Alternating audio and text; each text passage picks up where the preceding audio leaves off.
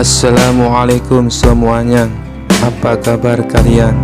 Semoga dalam keadaan sehat dan dilancarkan rezekinya oleh Allah. Amin ya robbal alamin. Pada suatu hari ada seorang pria yang berniat mencuri atau merampok di rumah Abu Nawas. Pria ini berpikir bahwa di rumah Abu Nawas pasti banyak uang dan barang berharga, karena sering diberi hadiah oleh Raja Harun al-Rasyid. Pria ini juga mengerti bahwa Abu Nawas adalah orang yang cerdas. Karena itu, sebelum berangkat melakukan aksinya, pria ini mencari ide agar aksinya berjalan dengan mulus. Beberapa saat kemudian, muncullah ide yang dianggap pria ini pasti berhasil. Kemudian, malam itu dia berangkat langsung ke rumah Abu Nawas. Saat itu Abu Nawas sedang tertidur.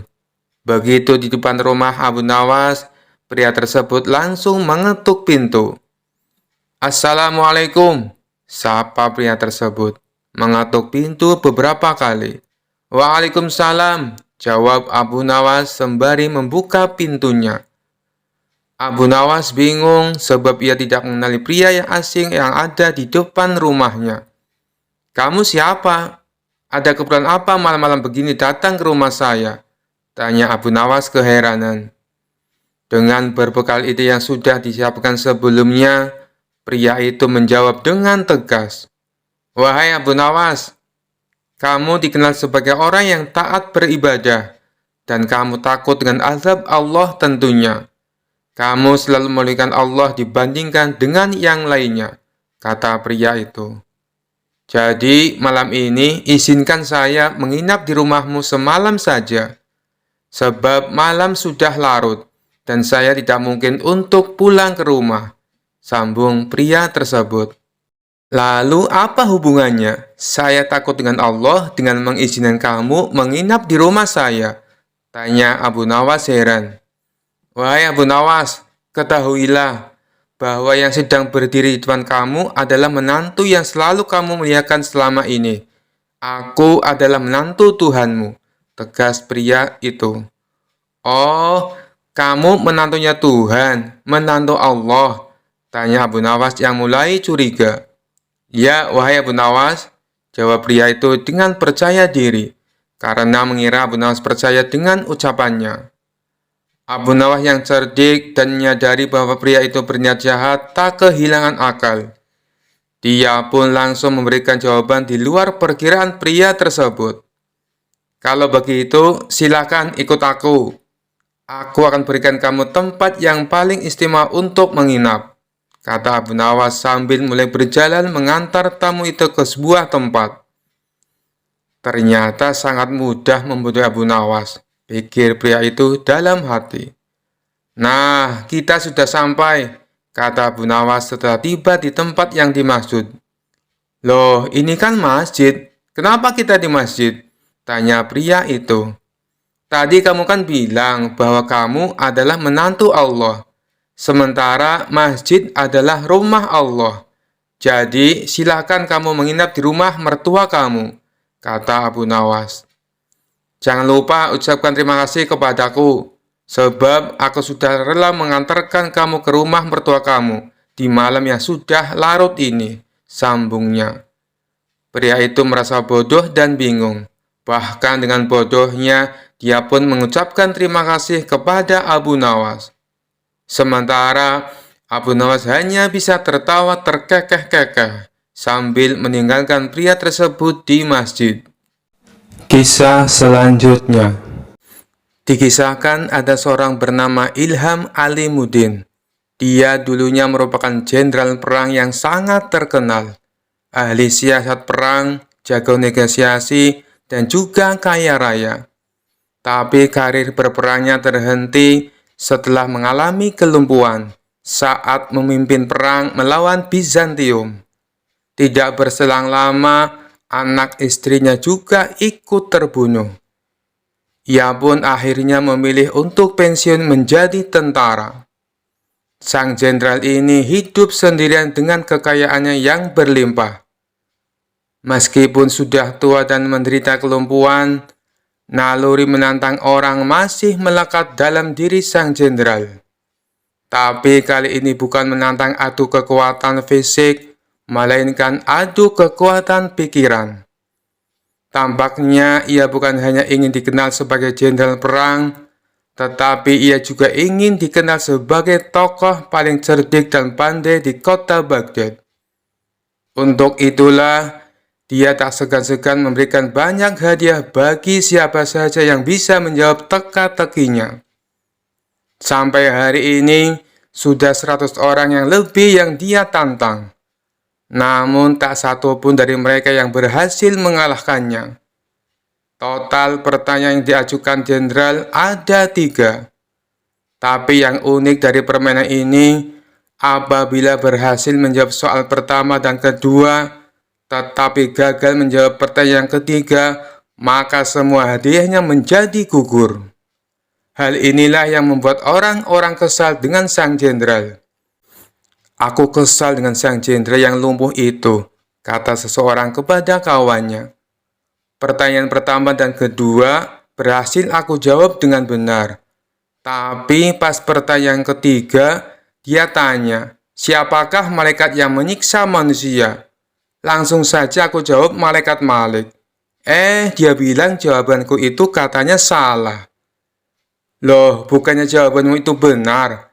tanya kawannya heran. Kamu juga salah. Aku kira kamu pintar.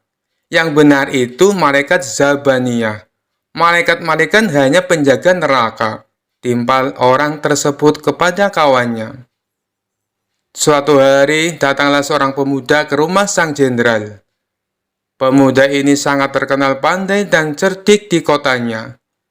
Ia menerima tantangan sang jenderal untuk menjawab teka-tekinya. Namun, seperti tamu-tamu yang lainnya, pemuda itu gagal mengalahkan sang jenderal. Karena kesal dan kecewa, pemuda itu pun berkata, "Wahai jenderal, apakah Tuan berani menantang Abu Nawas?" "Wah, ide bagus itu.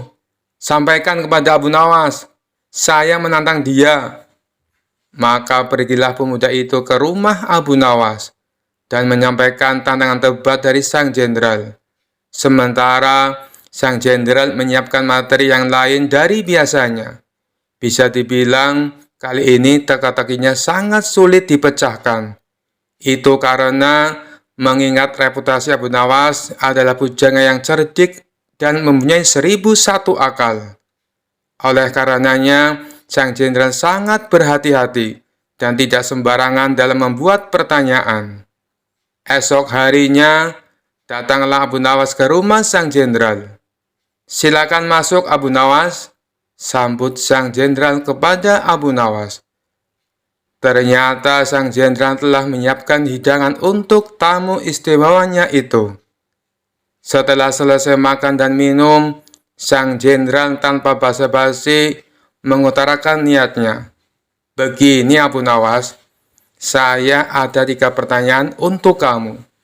Kalau kamu bisa menjawabnya, dan ini khusus untuk kamu, hadiahnya akan saya tambah 2 kali lipat.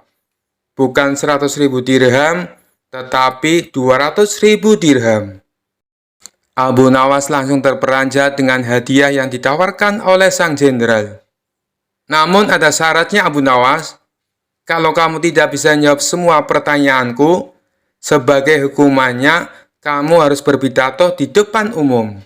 Kalau aku adalah orang yang paling pintar di kota Baghdad," ucap sang jenderal kepada Abu Nawas. Tanpa menunggu lama, Abu Nawas langsung mengiyakan tawaran sang jenderal. "Baiklah Abu Nawas, sekarang kita mulai saja," sahut sang jenderal. "Tapi sebelumnya tutup matamu dengan kain ini. Dan engkau harus menggendongku karena aku akan mengajakmu ke suatu tempat." Maka dengan mata tertutup kain, Abu Nawas menggendong sang jenderal. Kemudian, sang jenderal mengajak Abu Nawas ke tempat peternakan unta miliknya, di mana tempat itu tidak pernah dimasuki oleh orang lain. "Berhenti Abu Nawas," kata sang jenderal. Pertanyaan pertama, katakan apa yang ada di hadapanmu, tanya sang jenderal. Ini gila, mana mungkin saya tahu dengan keadaan mata tertutup, pikir Abu Nawas. Tapi dengan cekatan, Abu Nawas langsung menjawab. Di depan saya ada peternakan unta, Tuan Jenderal. Sang jenderal pun kaget. Bagaimana mungkin Abu Nawas bisa tahu? Padahal peternakan untanya tidak pernah dimasuki oleh orang lain. Mereka pun lalu melanjutkan perjalanan. Sang jenderal tetap digendong oleh Abu Nawas. 1 jam kemudian, sang jenderal berkata, "Berhenti Abu Nawas. Sekarang katakan padaku, apa yang ada di hadapanmu?" Sejenak Abu Nawas berpikir. Ia pun lalu menjawabnya, "Di depan saya ada sungai. Di sekitarnya ada pohon tin dan pohon zaitun," jawab Abu Nawas. Sang jenderal kembali dibuatnya kaget. Bagaimana mungkin Abu Nawas bisa menjawabnya dengan tepat? Dia pasti mempunyai ilmu sihir, pikir sang jenderal. 2 pertanyaan sudah kamu jawab dengan benar, ujar sang jenderal. Mari kita lanjutkan perjalanan untuk pertanyaan terakhir, ajak sang jenderal. Sang jenderal kemudian menuntun Abu Nawas melewati gurun, hingga sampailah mereka berdua ke tempat pelacuran yang terletak di tengah-tengah padang pasir. "Berhenti Abu Nawas. Sekarang katakan padaku, apa yang ada di hadapanmu?" tanya sang jenderal. Abu Nawas tidak langsung menjawab, ia berkonsentrasi penuh. Kemudian pelan-pelan dia menjawab, "Di depan saya ada wanita telanjang, Tuan Jenderal." Sang jenderal pun kaget bukan main. Semua pertanyaannya bisa dijawab dengan tepat oleh Abu Nawas dengan mata tertutup. Sesuai kesepakatannya, akhirnya esok paginya sang jenderal menyerahkan hadiahnya di depan istana dan disaksikan oleh Baginda Raja dan masyarakat. Tapi sebelum memberikan hadiahnya, sang jenderal berpidato menceritakan pengalaman mereka berdua. "Wahai Abu Nawas, saya masih penasaran. Bagaimana kamu bisa menjawab semua pertanyaanku, sedangkan kedua matamu tertutup kain?" tanya sang jenderal. "Itu mudah saja, Tuan Jenderal," jawab Abu Nawas. "Ketika Tuan mengajukan pertanyaan pertama, kaki saya menginjak kotoran unta.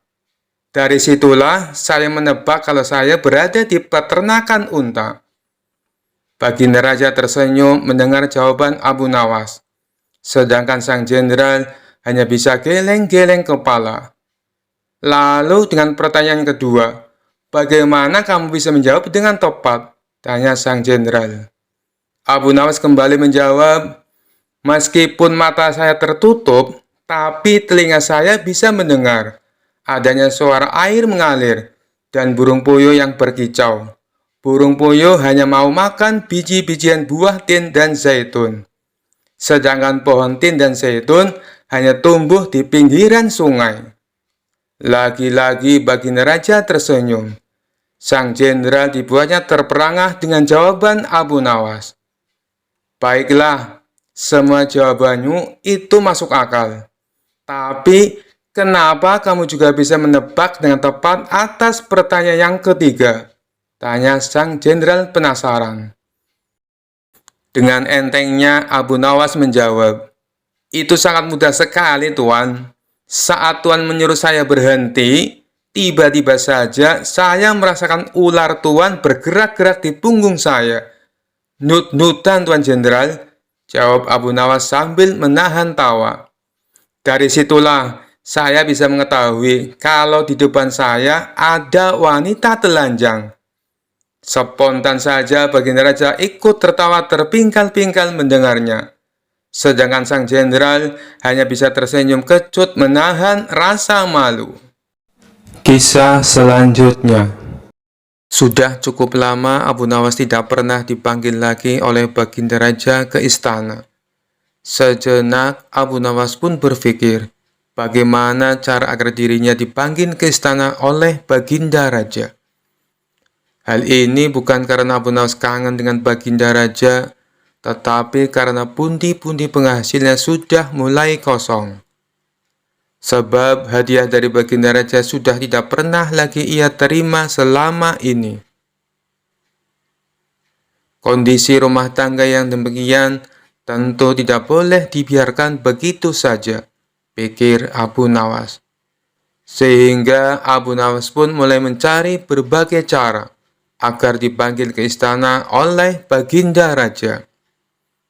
Lama berpikir, tiba-tiba hujan turun yang begitu derasnya, sehingga Abu Nawas berlari ke dalam rumahnya. Dalam keadaan yang basah kuyup, Abu Nawas berpikir, bukankah hujan adalah rahmat? Kenapa aku harus lari menghindarinya? Dari situlah Abu Nawas mendapatkan ide agar dipanggil Baginda Raja ke istana. Maka keesokan harinya, Abu Nawas langsung menjalankan aksinya supaya bisa segera dipanggil oleh Baginda Raja. Abu Nawas pergi ke pasar dan berdiri di tengah-tengah keramaian, lalu berkata seperti orang yang beraliran sesat, "Wahai umat manusia, saya Abu Nawas adalah orang yang sangat membenci pada yang hak dan suka kepada yang fitnah.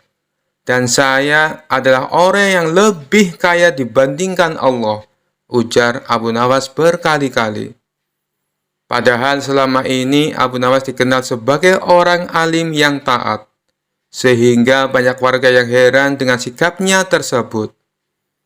Dia memang gemar bersikap jenaka, hanya saja leluconnya tidak pernah ngawur seperti sekarang. Akhirnya warga yang merasa tidak suka mendengar perkataan Abu Nawas, maka ulah Abu Nawas tersebut langsung diadukan ke Baginda Raja.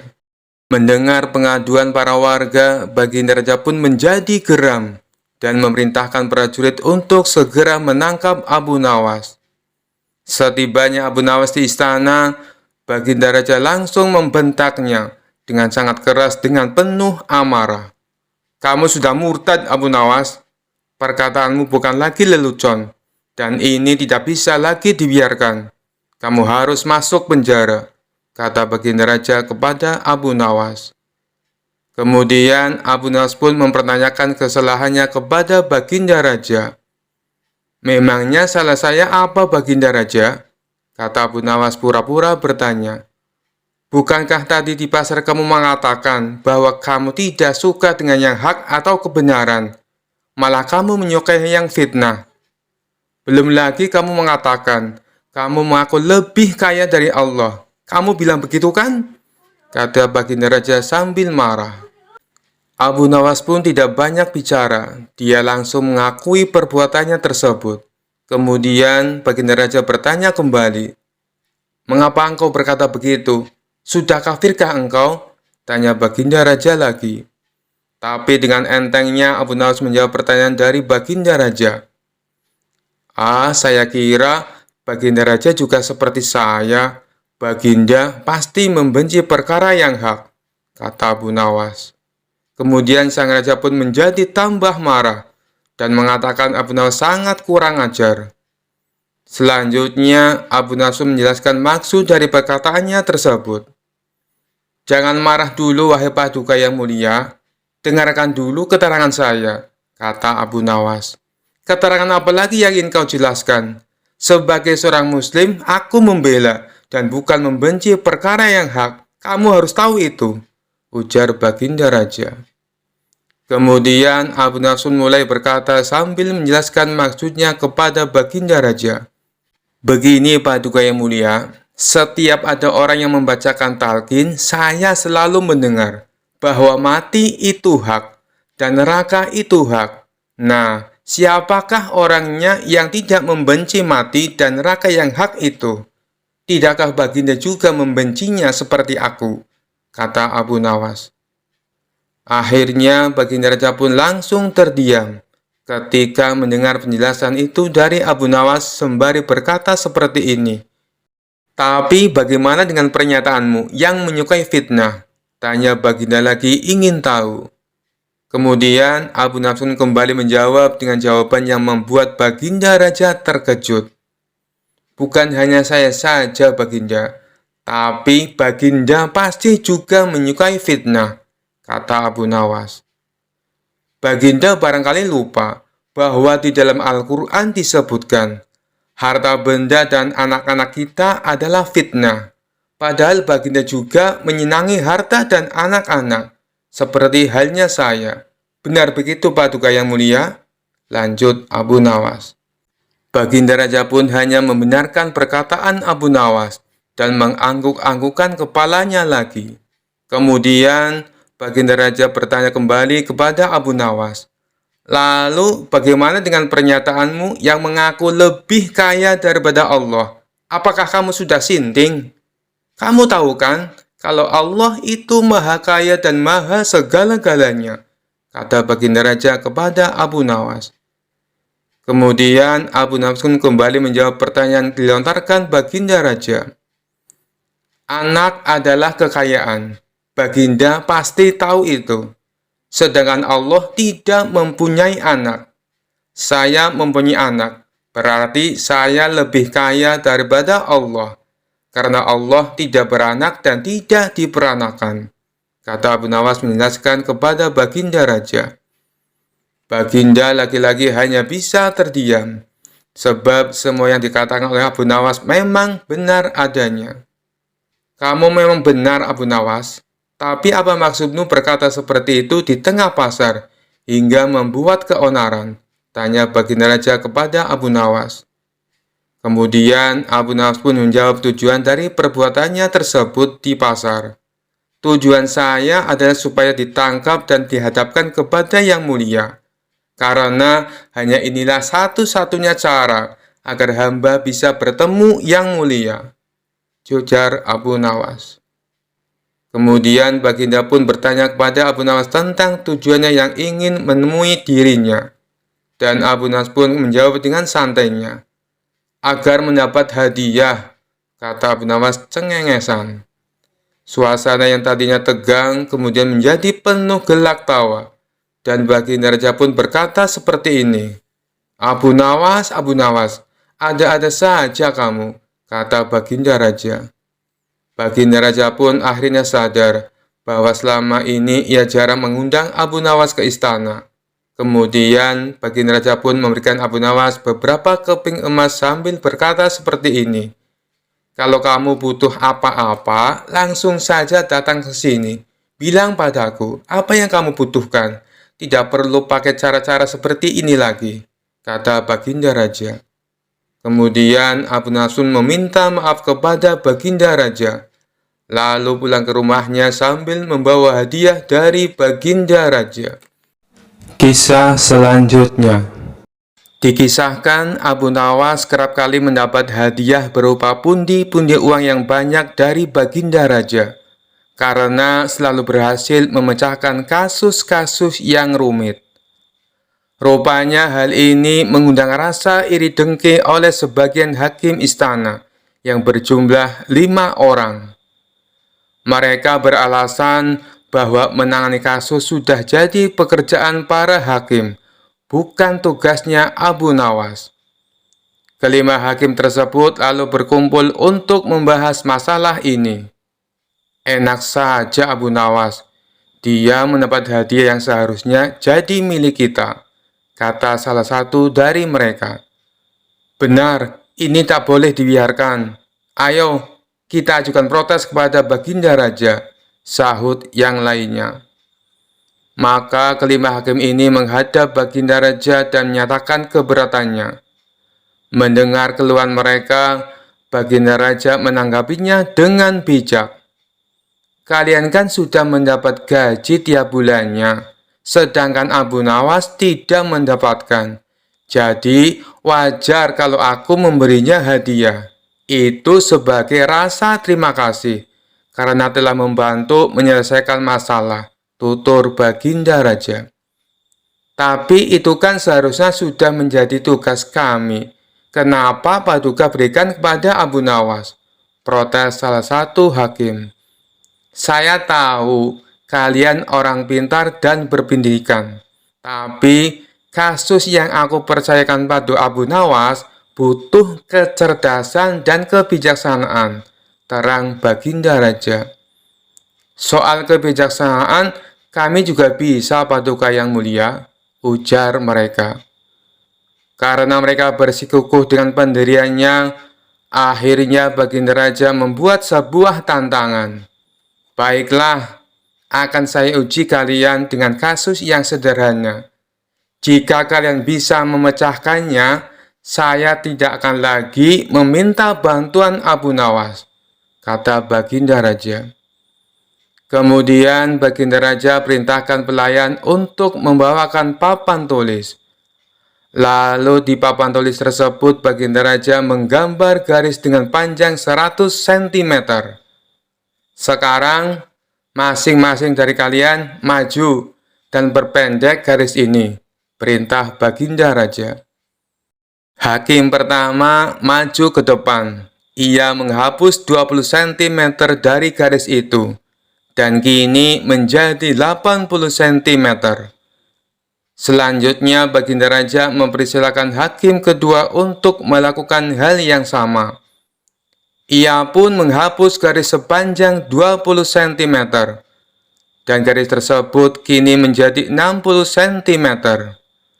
Hakim ketiga dan hakim keempat pun maju ke depan. Mereka berdua melakukan hal yang sama, hingga garis itu tinggal 20 cm. Tibalah giliran hakim yang kelima. Ia terlihat kebingungan, tak tahu harus bagaimana. Kemudian Baginda Raja bertanya, "Apakah engkau akan melakukan hal yang sama seperti kawanmu? Kalau demikian, garisnya akan hilang. Padahal yang aku minta perpendek garisnya, bukan menghilangkan garisnya.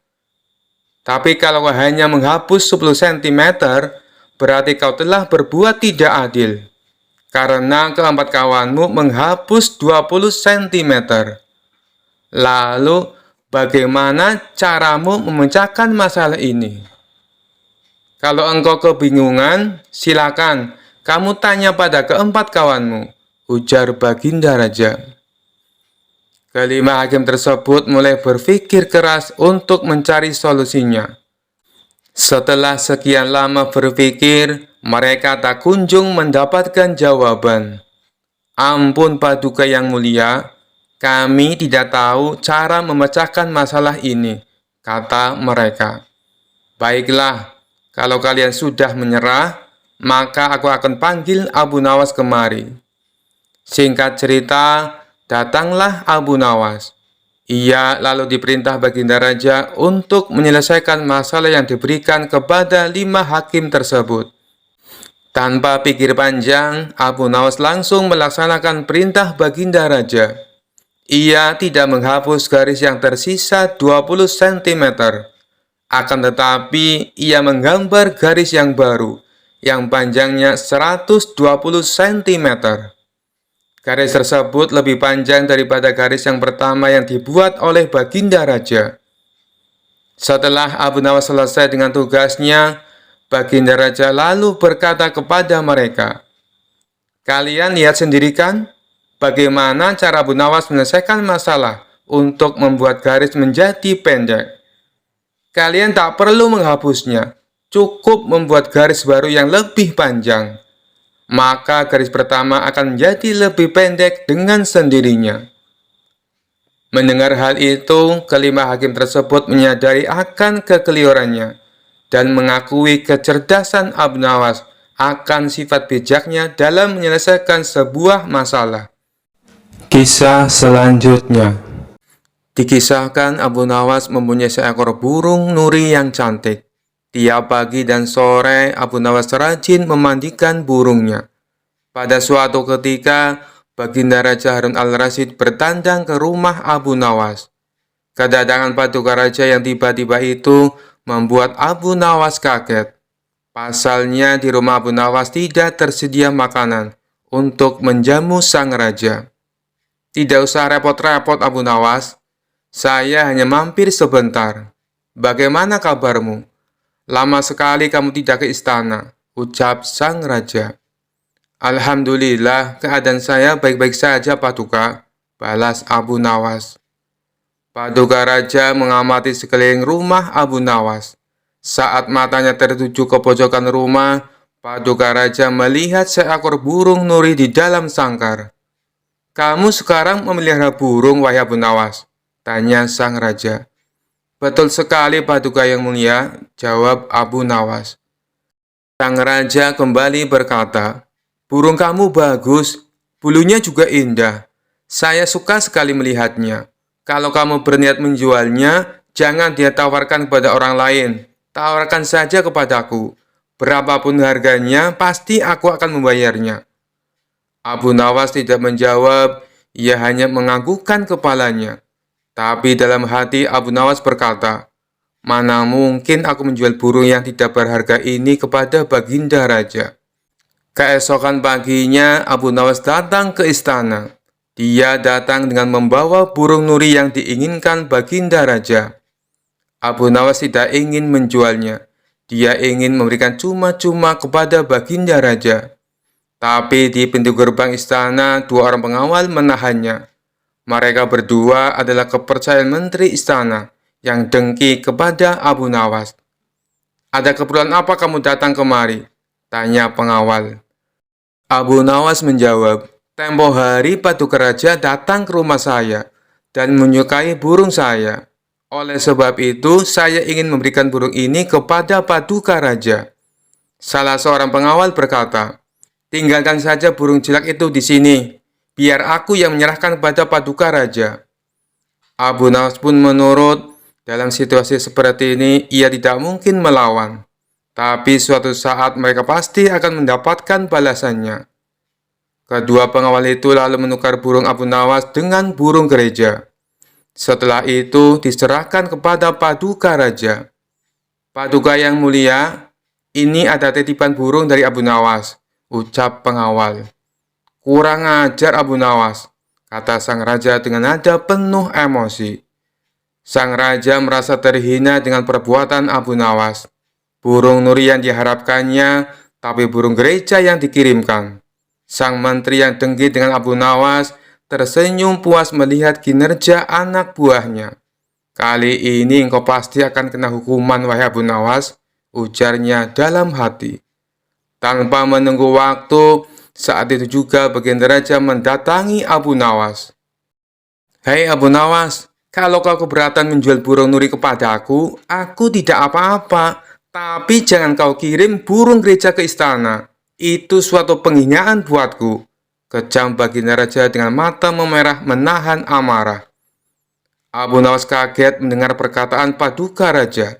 Padahal yang ia kirimkan adalah burung nuri sesuai dengan keinginan Baginda Raja. Tapi Abu Nawas tidak mempunyai saksi untuk membuktikannya. Sedangkan kedua pengawal yang menghadangnya di istana adalah orang kepercayaan menteri yang dengki kepada dirinya. Tapi Abu Nawas tidak kehilangan akal. Begini Paduka yang mulia, tutur Abu Nawas mencoba meredakan amarah Baginda. Di istana Paduka telah kemasukan dua orang penyihir. Baginda Raja bertanya heran. Penyihir? Yang mana wahai Abu Nawas? Siapa mereka? Abu Nawas pun menjawab, dua orang penjaga pintu istana, itulah penyihirnya.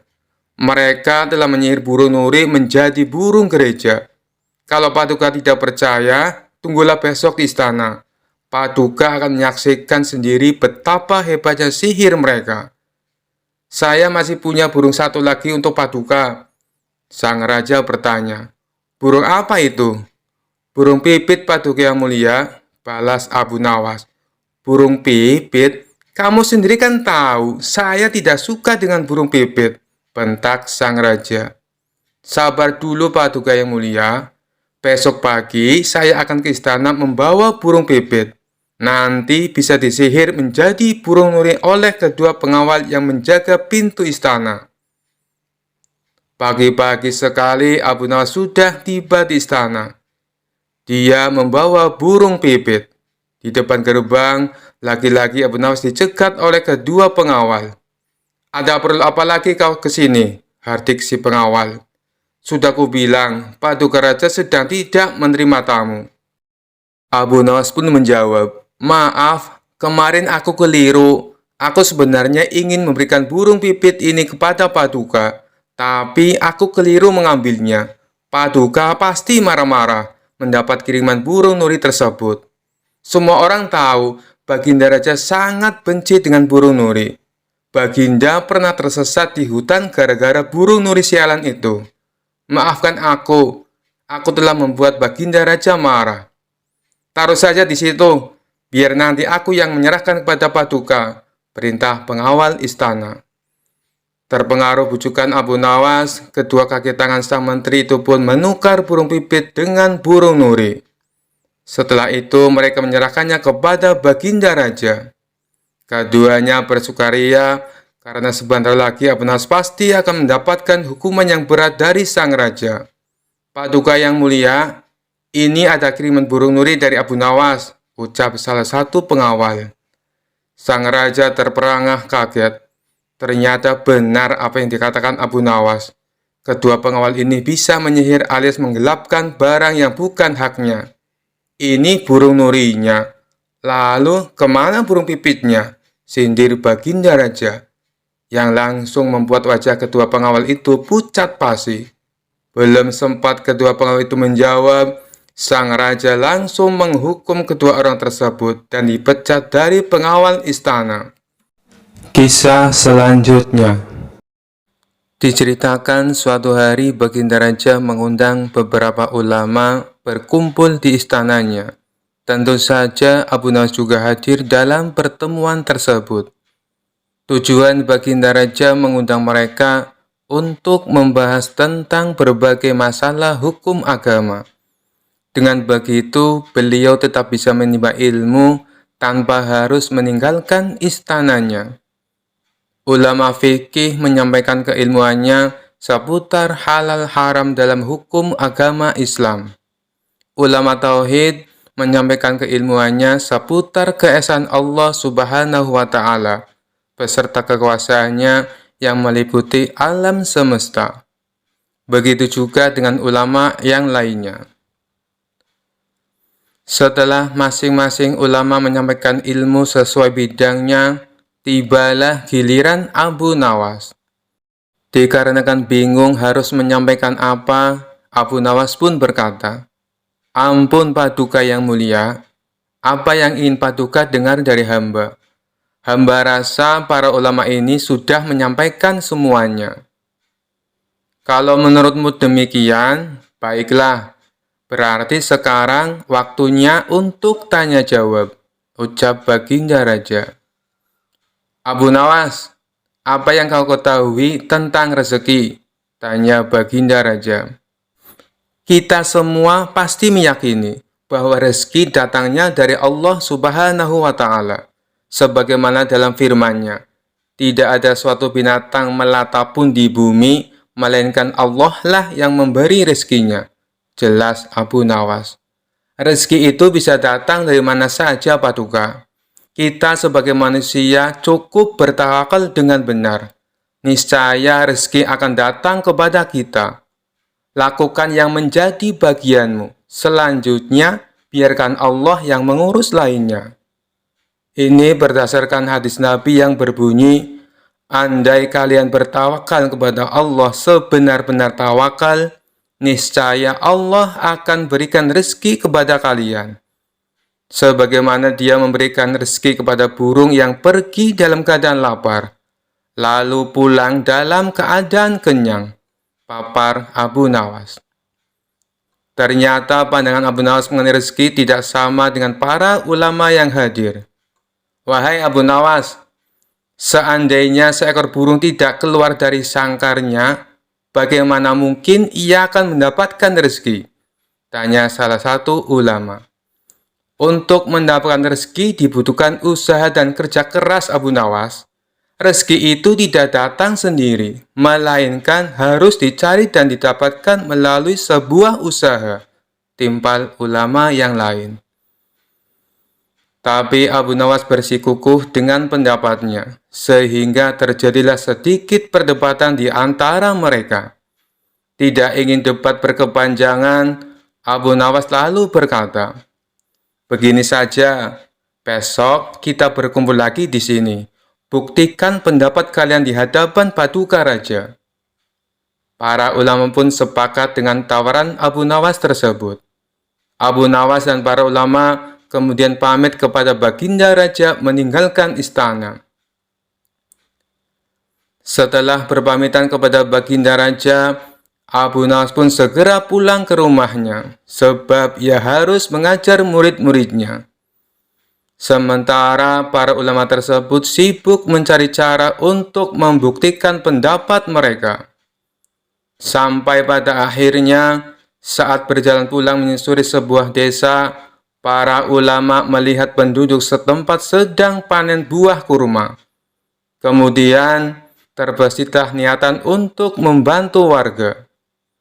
Setelah selesai dengan pekerjaannya, para ulama ini mendapat imbalan beberapa ikat buah kurma dari warga setempat. Mereka senang bukan main. Para ulama itu senang bukan karena mendapatkan kurma, tetapi memiliki alasan untuk menyampaikan kepada Abu Nawas dan Baginda Raja bahwa pendapat mereka soal rezeki adalah benar.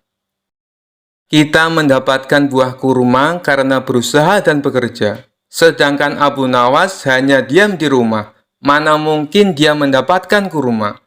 Ini menunjukkan bahwa rezeki bisa didapat bila mencarinya dan bekerja. Jadi pendapat kita sudah benar. Besok, kita bawa ini sebagai buktinya. Kita tunjukkan kepada Abu Nawas dan Baginda Raja, kata salah satu ulama kepada kawannya. Maka pada keesokan harinya, para ulama ini datang ke istana. Sesampainya di sana, ternyata sudah ada Abu Nawas duduk di hadapan Baginda Raja. Melihat para ulama sudah datang, Baginda Raja segera menyambutnya. "Kemarilah, silakan duduk tuan-tuan," sambut Baginda Raja. Mereka lalu duduk bersebelahan dengan Abu Nawas. Salah satu ulama kemudian berkata, "Ampun Paduka yang mulia, sesuai dengan janji kami membawakan bukti atas pendapat kami. Kami rasa pendapat Abu Nawas kurang tepat. Justru pendapat kamilah yang lebih tepat." Mendengar hal itu, Baginda Raja pun bertanya, "Bukti apa yang kalian bawa?" Para ulama ini segera menunjukkan beberapa ikat buah kurma, lalu meletakkannya di hadapan Abu Nawas dan Baginda Raja. "Buah kurma ini kami dapat karena kemarin kami bekerja membantu warga panen kurma. Jadi, mengenai pendapat Abu Nawas yang mengatakan seseorang cukup bertawakal dengan benar, nanti rezeki akan datang sendiri, kami rasa pendapat tersebut kurang tepat Paduka. Pendapat kamilah yang lebih tepat, karena rezeki itu harus dicari. Seandainya kami tidak bekerja membantu warga, kurma ini tentu tidak akan sampai di tangan kami. Sedangkan Abu Nawas kemarin hanya berdiam diri di rumah. Apakah Abu Nawas mendapat kurma seperti kami? Tentu saja tidak Paduka, karena kemarin Abu Nawas tidak bekerja," kata ulama menjelaskan. "Yang kalian katakan itu benar sekali. Aku sependapat dengan kalian," sahut Baginda Raja. "Bagaimana denganmu Abu Nawas? Apakah kamu masih membantahnya?" tanya Baginda Raja. Mendengar hal itu, Abu Nawas hanya tersenyum seraya mengambil kurma dan mencicipinya. Kemudian ia berkata, "Kemarin aku memang hanya di rumah seharian, karena aku harus mengerjakan tugasku sebagai guru, yaitu mengajar murid-muridku. Hari ini, saat kalian bercerita tentang kurma, tiba-tiba saya jadi kepengin. Alhamdulillah, kalian datang bukan hanya membawa ceritanya, tapi juga buah kurmanya untukku. Bukankah ini juga bagian dari rezeki yang datang tanpa sebab? Seperti yang hamba ucapkan dulu Paduka, cukup dengan tawakal yang benar kepada Allah. Niscaya Allah akan berikan rezeki. Lakukan yang menjadi tugasmu. Selanjutnya, biarkan Allah yang mengurus lainnya. Hamba melakukan tugas sebagai guru. Lalu Allah mengirim kalian membawakan kurma untukku. Ucap Abu Nawas tidak mau kalah. Mendengar penjelasan Abu Nawas, para ulama pun langsung tertawa satu sama lain. Kamu memang cerdik Abu Nawas, puji Baginda Raja. Sementara para ulama ini meskipun berbeda pendapat, tidak saling menyalahkan dan membenarkan pendapatnya sendiri. Begitulah indahnya Islam, apabila saling menghormati perbedaan pendapat. Kisah selanjutnya. Rumah Abu Nawas konon pernah didatangi Abu Jahil yang terkenal pelit. Ia lalu menjelaskan tujuan kedatangannya.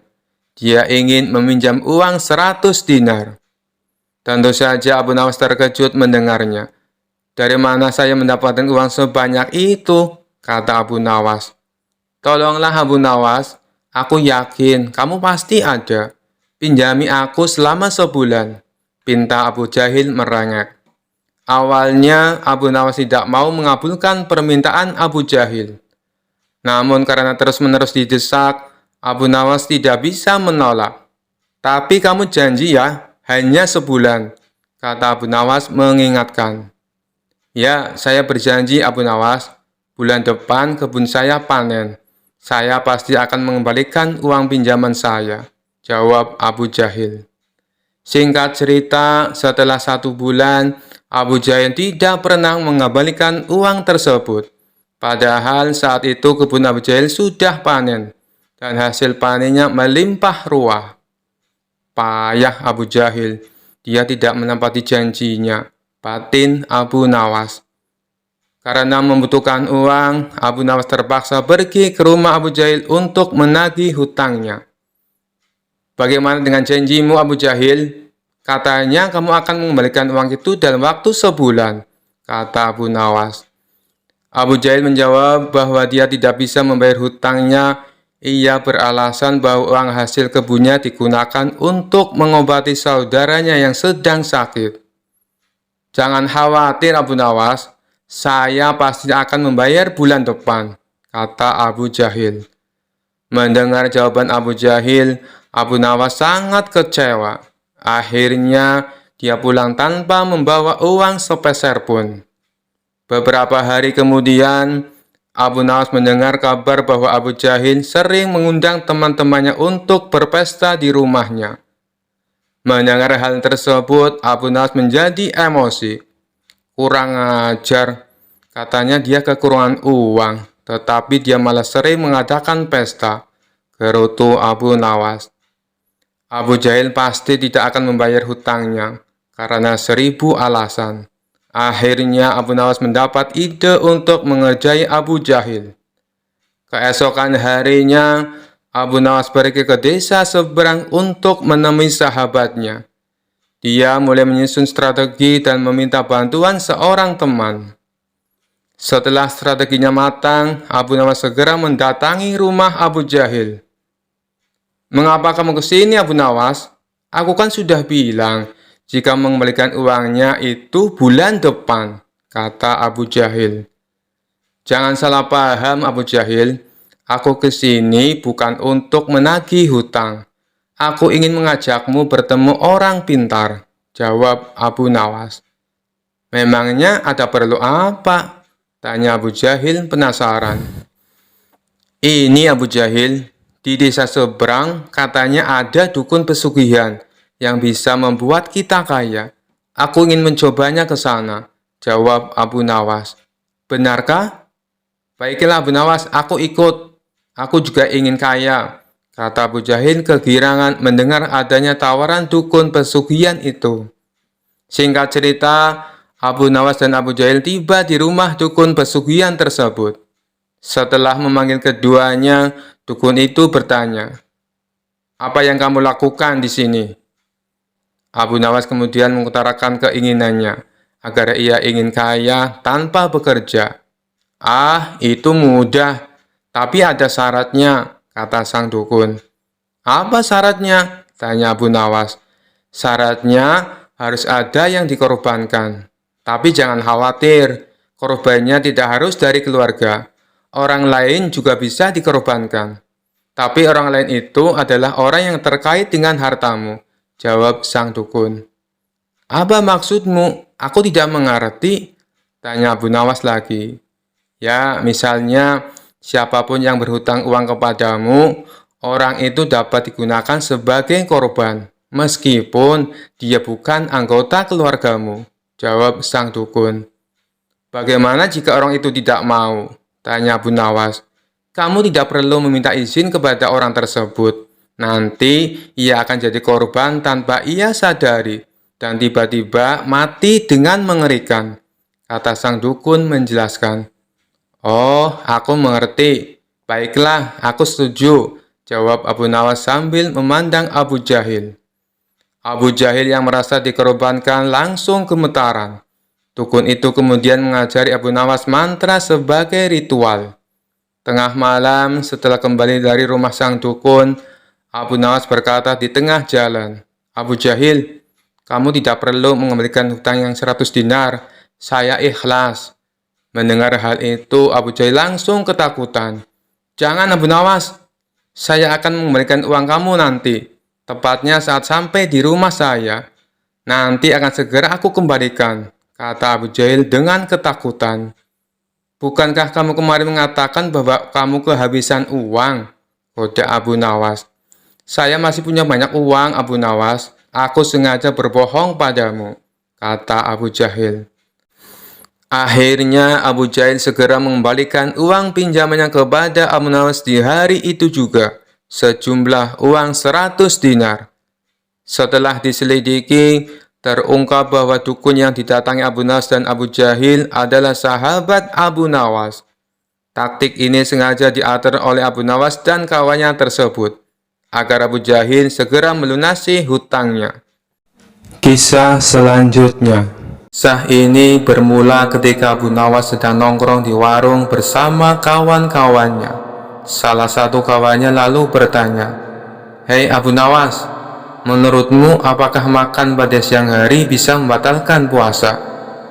Abu Nawas menjawab, "Masa kayak gitu saja kalian tidak tahu? Tentu saja puasanya batal." "Oh, begitu ya. Begini Abu Nawas, kamu kan terkenal cerdik. Adakah makanan yang bila dimakan tidak membatalkan puasa?" tanya kawan lainnya. "Ada, yaitu makanan asli langsung dari surga. Kalian bebas memakannya sampai kenyang," jawab Abu Nawas. "Itu sih mustahil Abu Nawas. Yang saya tanyakan makanan di dunia," timpal kawannya. "Tentu saja ada, yaitu ayam bakar dan sop kambing. Tapi ada syaratnya, kalian memakannya saat dalam mimpi," balas Abu Nawas. Seketika mereka semua tertawa terpingkal-pingkal. Rupanya saat Abu Nawas berkata demikian, terdengar oleh salah satu menteri istana yang kebetulan melintas di tempat itu. Ia pun segera melaporkannya kepada Baginda Raja. "Paduka yang mulia, Abu Nawas telah berfatwa yang melanggar syarat Islam," kata sang menteri memberitahu. "Apa yang dia katakan?" tanya Baginda Raja. "Dia bilang makan saat di siang hari di bulan puasa tidak membatalkan puasa," lapor sang menteri. "Kurang ajar Abu Nawas, dia berani mempermainkan hukum agama Islam," geram Baginda Raja. Ternyata sang menteri telah salah paham karena yang ia dengar tidak seutuhnya. "Paduka yang mulia, saya punya cara untuk membuktikan kesesatan Abu Nawas. Dengan begitu, Paduka bisa langsung menghukumnya," kata sang menteri. "Oh ya, memangnya apa rencanamu?" tanya Baginda Raja. "Saya akan pura-pura mati dan suruh Abu Nawas untuk sholat jenazah. Biasanya orang yang beraliran sesat sholatnya pasti berbeda dengan ajaran agama Islam," ujar sang menteri. "Baik, saya setuju," sahut Baginda Raja. Pada keesokan harinya, rencana pun disusun dengan matang. Lalu dipanggillah Abu Nawas ke istana. Beberapa pengawal istana lalu mendatangi rumahnya. "Tuan Abu, Anda diperintah datang ke istana," kata salah satu pengawal. "Ada kepentingan apa?" tanya Abu Nawas. "Tuan Menteri meninggal dunia dan Tuan Abu disuruh datang untuk melayat," jawab si pengawal. "Meninggal dunia? Kalau tidak salah, kemarin saya lihat dia melintas di depan warung. Saat itu saya sedang ngobrol dengan kawan-kawanku, jadi saya tidak terlalu menghiraukannya. Ajal manusia memang tidak ada yang tahu," ujar Abu Nawas. "Benar Tuan Abu, saya sendiri juga heran. Padahal kemarin saya lihat dia melaporkan Tuan Abu kepada Baginda Raja karena dianggap beraliran sesat. Tapi sehari setelahnya dia ternyata meninggal dunia," timpal si pengawal. "Sesat? Sesat bagaimana maksudnya?" tanya Abu Nawas terkejut.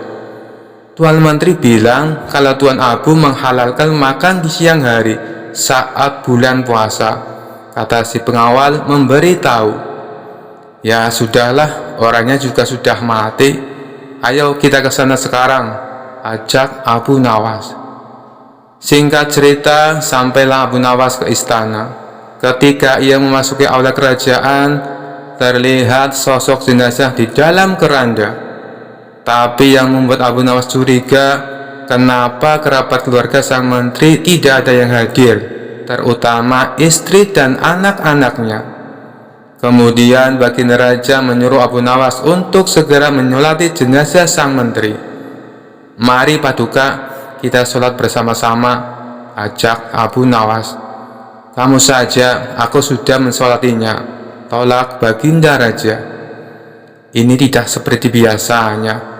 Padahal setiap kali ada pejabat istana yang meninggal dunia, Baginda Raja pasti sholat jenazah bersamaku, kata Abu Nawas dalam hati. Hal ini membuatnya semakin bertambah curiga. Pasti ada sesuatu yang tidak beres, pikir Abu Nawas. Akhirnya Abu Nawas pun sholat jenazah sendirian. Dan tiba-tiba saat ia sholat jenazah, Abu Nawas menambahkan ruku dan sujud. Setelah selesai menjalani sholat jenazah, Baginda Raja pun kemudian berkata, "Hei Abu Nawas, kenapa kau menambah ruku dan sujud? Itu menyalahi aturan agama." Dengan entengnya Abu Nawas membalas, "Saya tahu Paduka, tapi dosa menteri ini sangat banyak. Dosanya tidak akan terampuni kalau cara sholat jenazahnya biasa saja. Coba Paduka Raja pikirkan, dia telah memfitnah saya beraliran sesat, padahal dia tidak mendengarnya secara utuh." Kemudian Abu Nawas menjelaskan duduk permasalahan yang sebenarnya. Mendengar hal itu, Tuan Menteri yang berpura-pura mati langsung bangkit berdiri. "Kurang ajar kau Abu Nawas, justru kamu yang dosanya sangat banyak," bentak Tuan Menteri tak terima.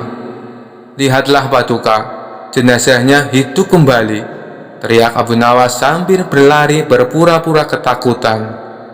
Sementara Baginda Raja spontan tertawa terpingkal-pingkal dengan ulah Abu Nawas ini. Kisah selanjutnya. Cerita Abu Nawas kali ini berawal dari adanya pencuri di kota Baghdad. Si pencuri itu sebenarnya sering tertangkap oleh warga, namun tidak pernah jera dengan perbuatannya. Suatu hari ia mencuri di rumah salah seorang saudagar kaya raya. Ketika sedang menjarah barang-barang berharga, dia kepergok oleh si pemilik rumah. Saudagar kaya tersebut langsung berteriak minta tolong. "Ada pencuri, ada pencuri!" teriak saudagar kaya tersebut.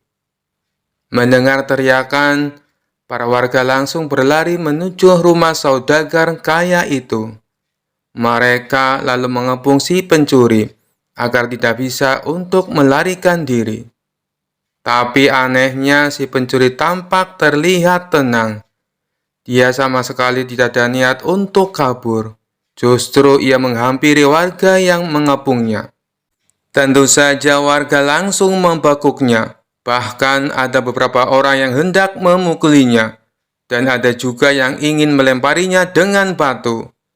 Di saat itulah datang menteri istana untuk mengamankan si pencuri. Kalian tidak boleh main hakim sendiri. Jangan sampai ada yang memukuli si pencuri, apalagi melempari dia dengan batu, teriak Tuan Menteri kepada para warga. Tapi dia sudah seringkali mencuri, Tuan Menteri. Kami sangat geram dengan ulahnya. Biarkan kami memukulinya supaya jera, sahut salah seorang warga. Kita lempari batu saja ke kepalanya, biar tidak merasakan warga, timpal warga yang lain. Melihat emosi warga yang mulai tak terbendung, Tuan Menteri lalu berkata, "Kalau ada yang berani menyakiti si pencuri ini, aku tidak segan-segan menghukum kalian. Kalian boleh memukul atau melempar batu ke pencuri ini, tapi ada syaratnya." "Apa itu syaratnya? Kami sudah tidak sabar ingin menghukumnya." Para warga penasaran.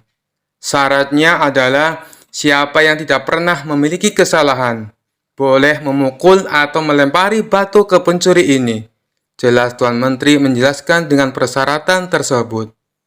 Para warga hanya terdiam, sebab mana mungkin ada manusia yang tidak pernah punya salah. Bahkan anak kecil pun pernah melakukan kesalahan. Akhirnya para warga membubarkan diri. Sementara si pencuri dibawa oleh Tuan Menteri dengan dalih akan diproses di pengadilan. Tapi kenyataannya, di tengah jalan si pencuri malah dibebaskan dan disuruh untuk pulang. Usut punya usut, ternyata si pencuri adalah sahabat karib Tuan Menteri. Beberapa hari kemudian, si pencuri kembali beraksi, dan setiap kali tertangkap warga, Tuan Menteri selalu datang untuk menolong. Begitulah seterusnya, hingga suatu ketika si pencuri menyatroni rumah Abu Nawas. Kebetulan saat itu Abu Nawas baru saja mendapat hadiah emas dari Baginda Raja. Ketika si pencuri masuk ke rumah dan hendak mengambil emas tersebut, Abu Nawas keburu memergokinya. "Hai pencuri kurang ajar," ucap Abu Nawas. Bukannya kabur, si pencuri malah dengan tenang berjalan keluar meninggalkan Abu Nawas.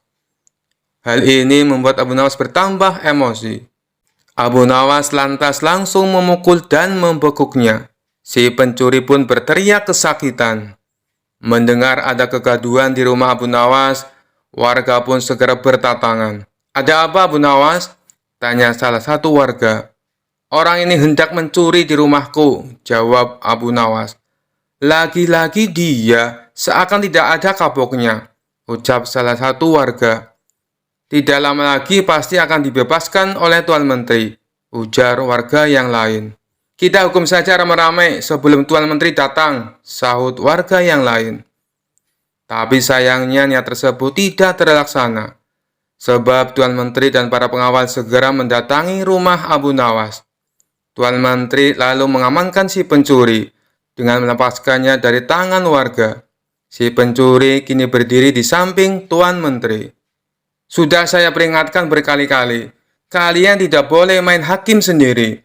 Kalau ada yang berani menyakitinya, aku tidak segan-segan menghukum kalian," ancam Tuan Menteri kepada para warga. Tapi bagi siapa saja yang tidak pernah memiliki kesalahan selama hidupnya, boleh memukul atau melempar batu si pencuri ini. "Ayo silakan, bila kalian merasa sok suci," bentak Tuan Menteri. Mendengar itu, para warga pun terdiam seketika. Tapi tidak bagi Abu Nawas.